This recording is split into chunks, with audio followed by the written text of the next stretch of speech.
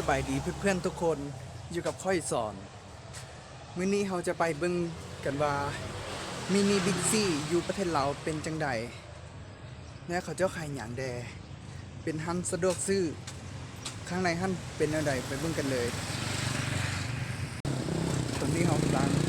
ออนแล้วนี่มินิบิ๊กซีเราจะย่างเข้าไปข้างในก็ไปซื้อน้ำกินอย่าง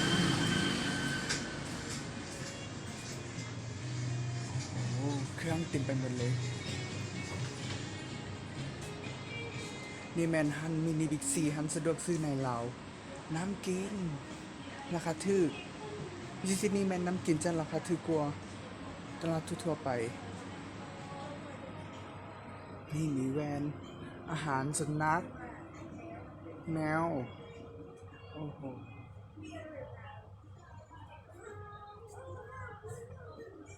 แล้วก็ส่วนของยาล้างจานยาถูพื้นนี่จำกัดแมลงวันเรือนน้ำหอมนี่ของผู้หญิงโซฟี่ แล้วก็ผ้าอ้อมเด็กน้อยที่อนามัยนี่เลยโอ้เบียร์ไวน์โอ้โหเยอะมากเลยไลเตอร์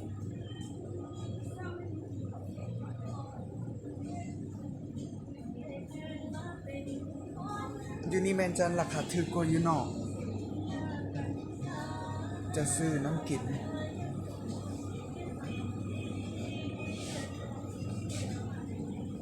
ที่ไหนวะ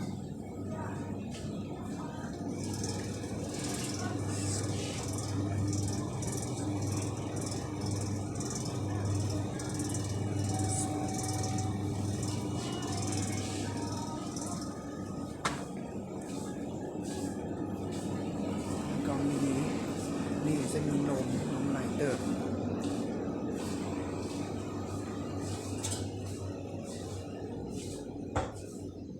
นี่สำหรับเครื่องอาหารปรุงแต่งกินหรือว่าครัวนี่ก็มีน้ำ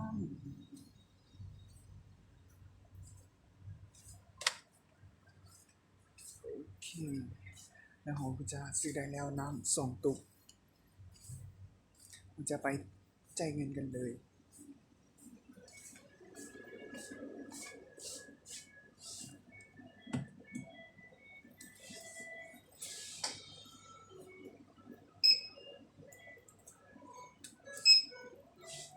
ค่ะคุณกิว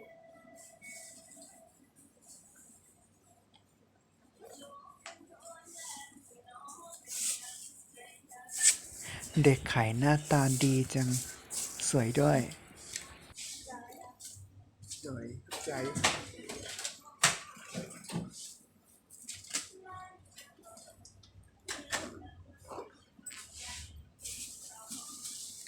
จากเราซื้อได้นำแล้วผมจะกลับไปแล้ว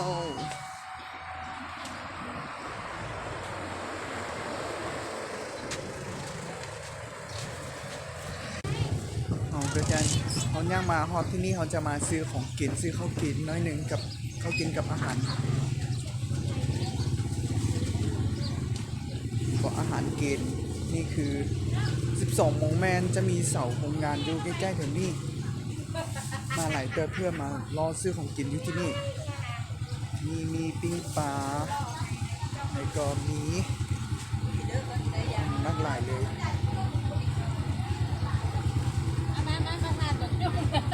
ฮัลโหลเด้อก ำลังสามัคคีกัน กำลังสามัคคีแม่ค้าอยู่ที่นี่ กำลังสามัคคี แล้วกินพัน เดี๋ยว ถ้าจะเมื่อกี้กินพันปลา แม่ค้าอยู่นี่ก็เป็นมิตรกันดีก็มาซื้อแค่นี้ก็โอเคแล้วก็ที่นี่แมนของกินจ้าราคาถูกโอเคเขาก็ซื้อได้ของกินข้าวแล้วก็อาหารน้ำดื่มกันแล้วเขาจะกลับบ้านกันว่าอยากจะไปพาเพื่อนๆไปแวะวัดน้อยนึงวัดอยู่ที่เราเป็นแนวใดเขาจะไปเบิ่งกันเลยแล้วก็จะไป ไปขอพรจากต้นโพน้อยหนึงแล้วเดี๋ยวนี้เขาก็ย่างมาใกล้จะฮอดวัดแล้ว ให้เบิ่งต้นโพจะมีต้นโพใหญ่ๆอยู่ทางหน้า ทุกคนเห็นบ่ต้นโพใหญ่ๆอยู่ทางหน้านี่เขาก็จะเข้าไปในวัดแล้วก็ไปเราจะเข้าไปในวัดแล้วไปไหว้ต้นโพกันเลย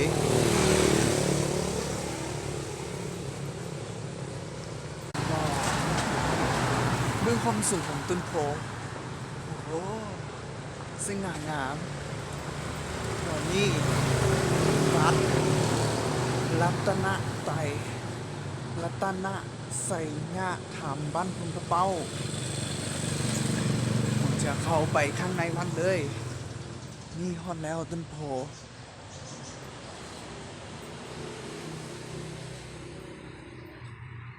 โอเคเราก็จะเอาน้ำกวดหนึ่งมาบูชาเห็นบ่ทำบุญนำกันเด้อทุกๆคนโอเคเราจะไหว้ต้นโพกันทุกคน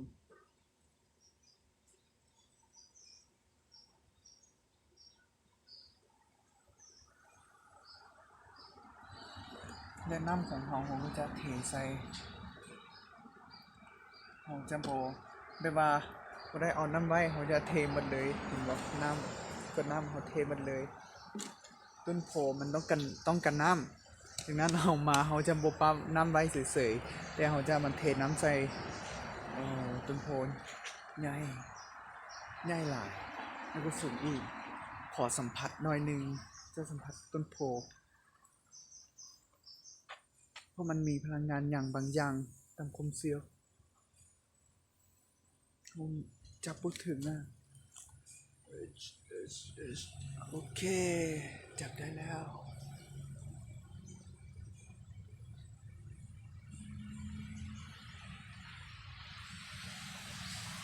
นี่เป็นต้นโพสูงเติบโอเคนะแล้วผมก็จะไปรอเบิ่งวัดน้อยหนึงแล้วก็จะกลับไปเบิ่งกันเลยว่าวันนี้มีอย่างแดนน่าสนใจและมาศึกษาธรรมอยู่ที่นี่ได้นี่ก็จะในวัดจะมีคนมาทำบุญทำทานอยู่ที่นี่หลายคนหลายเติบแล้วก็ในวัดก็งดงามเราจะเข้าไปเบิ่งในวัดกันเลยว่ามีรูปอย่างมีอย่างแดน่าสนใจมีพระพุทธรูปพร้อมจะย่างเข้าไปเบิ่งเลยนี่ว้าวนี่คือรูปที่พระพุทธองค์กับนี่จะเป็นสรรพสิ่งต่างๆภายในวัดบ้านคุณกระเป้าความเป็นศิลปะของคนวาดบธรรมดาเลย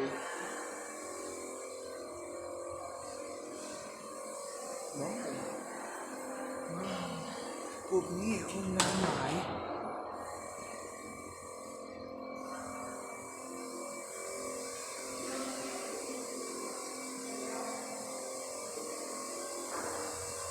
หนังห้องแม่นเต็มไปด้วยรูปภาพและเรื่องราวที่เกี่ยวกับพระพุทธเจ้า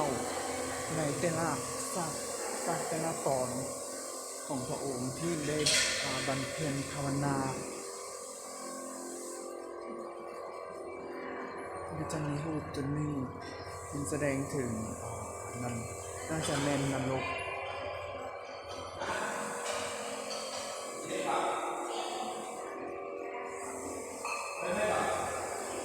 แล้วก็นี่พระพุทธรูปยังไงอยู่นี่แล้วก็มีเครื่องบูชาต่างๆมีคนมาทำบุญจะไปรอมีระฆัง3 อันที่1อันที่2แม่ระฆังอันที่3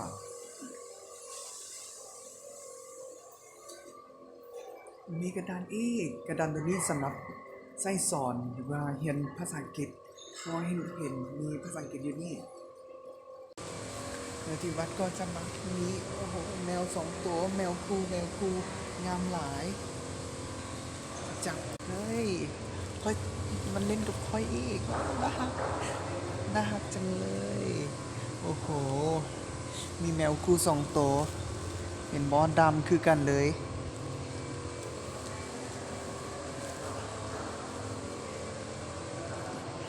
แล้วเขาก็จะออกไปแล้วมาเบิ่งเพียงเท่านี้แหละตอนนี้เขาย่างออกมาแล้วพระพุทธรูปอยู่ทางนอก